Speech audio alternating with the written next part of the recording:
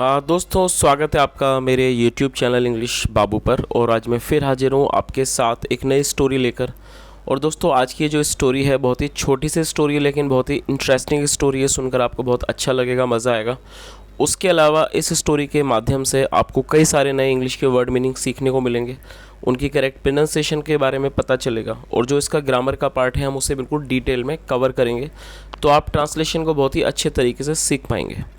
और दोस्तों, आपसे एक और रिक्वेस्ट है, यदि आपको आज का वीडियो अच्छा लगे तो आप लाइक ज़रूर करें। तो चलिए दोस्तों, आज की इस कहानी को हम शुरू करते हैं। और सबसे पहले कहानी का टाइटल देखते हैं। कहानी का टाइटल है द 3 क्वेश्चंस। क्या मतलब हुआ? क्वेश्चंस का मतलब होता है प्रश्न या फिर सवाल। द 3 क्वेश्चंस मतलब कि 3 सवाल। तो दोस्तों, ये आज की इस कहानी का टाइटल है, शीर्षक है। और अब मैं इसे पढ़ना शुरू करता हूँ, और आपसे रिक्वेस्ट है आप इसे बिल्कुल ध्यान से सुने, क्योंकि यहाँ पर मैं आपको हर वर्ड का मतलब बताऊँगा, और जो ग्रामर का पार्ट है हम उसे बिल्कुल डिटेल में कवर करेंगे। तो चलिए इसको शुरू करते हैं। किंग मान Singh always posed puzzles in the court. क्या मतलब हुआ? किंग मानसिंह मतलब कि राजा मानसिंह ऑलवेज का मतलब होता है हमेशा। पोज्ड, अब दोस्तों ये जो वर्ड है पोज, ये पोज की सेकंड फॉर्म पोज का मतलब होता है रखना, सामने रखना, उसे पोज कहा जाता है। और पजल्स का मतलब होता है पहेलियाँ। इन द कोर्ट, दरबार में। तो इस लाइन का क्या मतलब हुआ?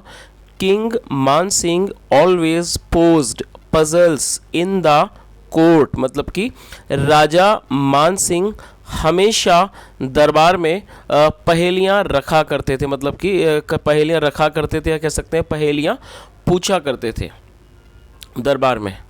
एनीवन मतलब कोई भी।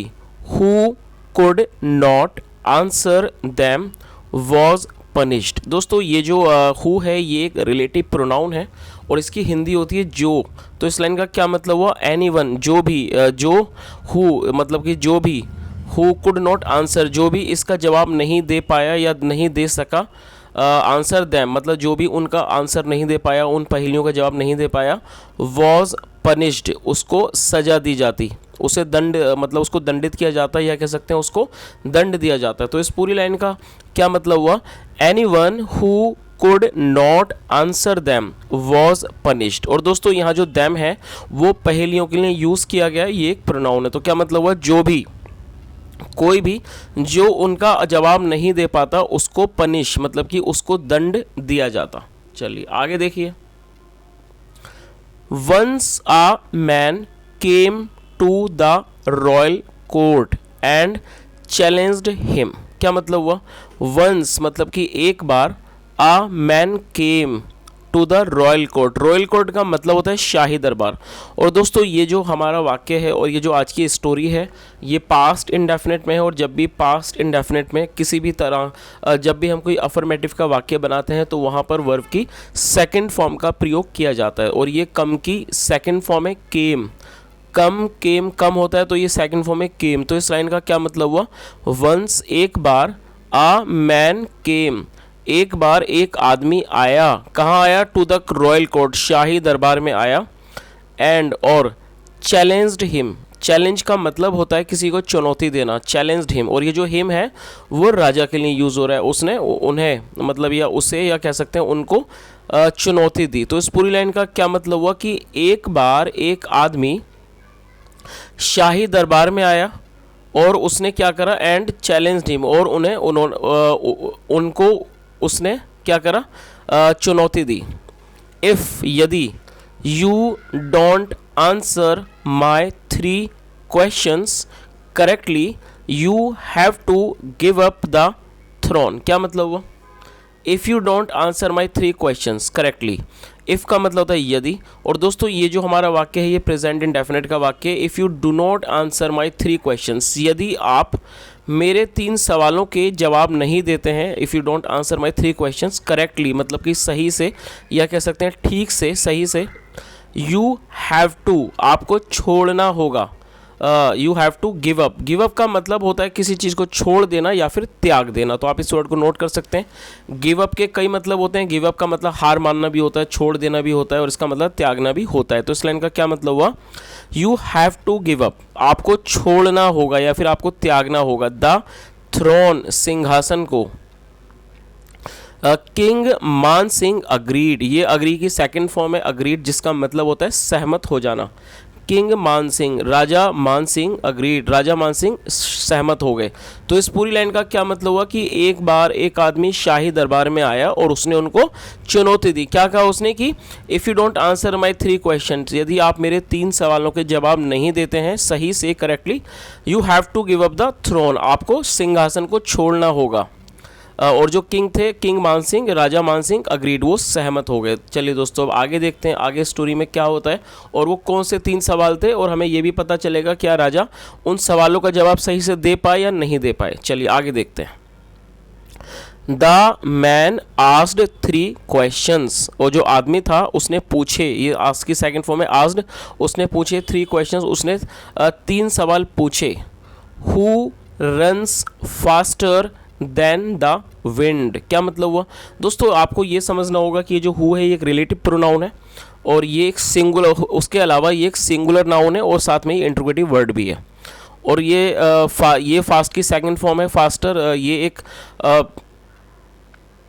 एडजेक्टिव है और ये उसकी सुपरलेटिव की सेकंड डिग्री है, फास्ट, फास्टर, फास्टेस्ट। सो ये हमारे सुपरलेटिव की सेकंड डिग्री है। तो क्या मतलब हुआ, हु रन्स फास्टर, मतलब कि कौन तेज़ दौड़ता है या कौन अधिक तेज़ दौड़ता है। Who runs faster than the wind, हवा से। तो इस पूरी लाइन का क्या मतलब हुआ, who runs faster than the wind, wind मतलब हवा, मतलब कि हवा से तेज़ कौन दौड़ता है।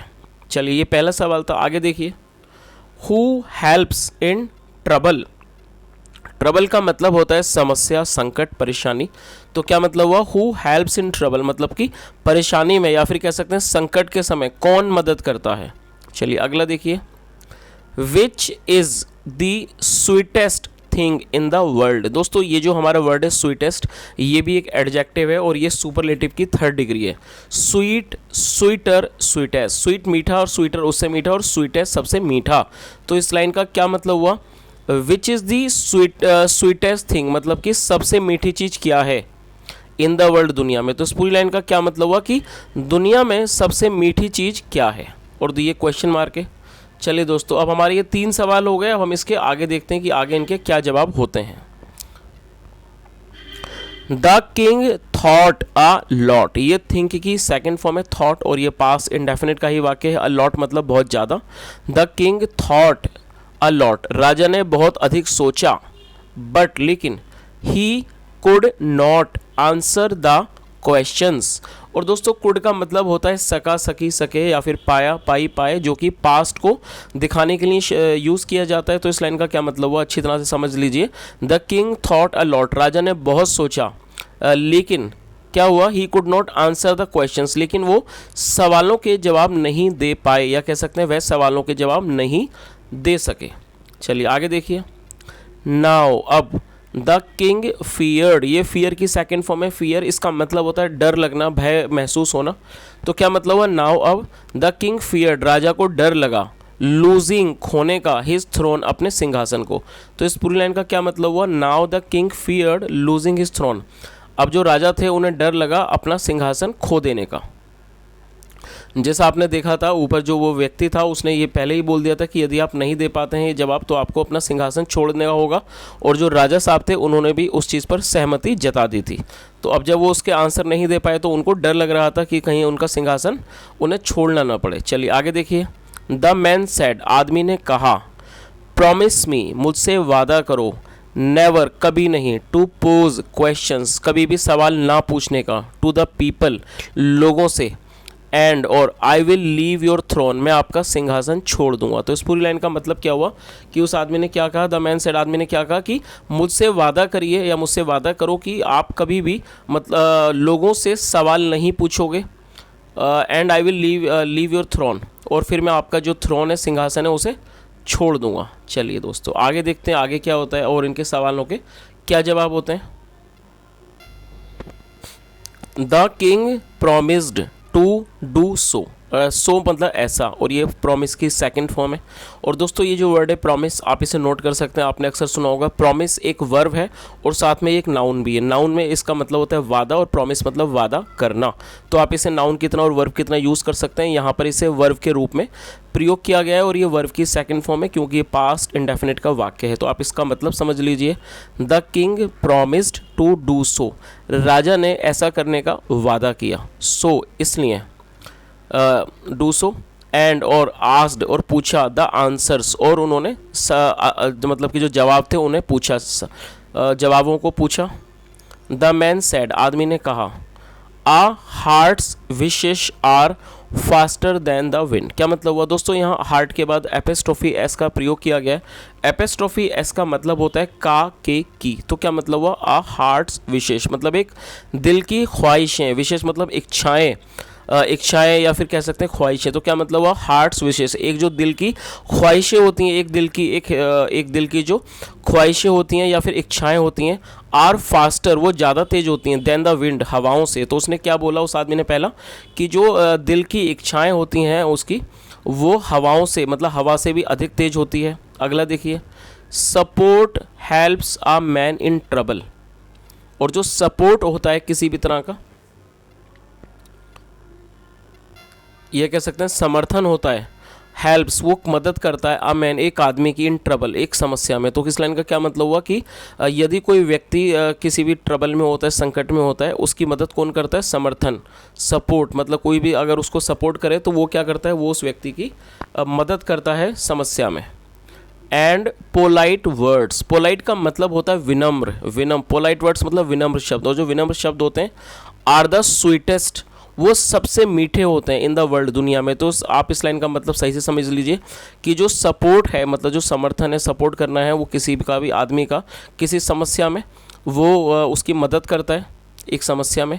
और जो पोलाइट वर्ड्स हैं मतलब कि जो मीठे शब्द हैं या कह सकते हैं विनम्र शब्द हैं, वो सबसे मीठे होते हैं इस दुनिया में। आगे देखिए, then the man went away, ये गो की सेकंड फॉर्म है, then the man went away, फिर वो जो आदमी था वो चला गया। तो दोस्तों इस तरह से ही हमारी स्टोरी आज की ख़त्म होती है। और जैसा हमने देखा कि बहुत अच्छे 3 सवाल थे और उस व्यक्ति ने इन तीनों के ही बहुत अच्छे जवाब दिए।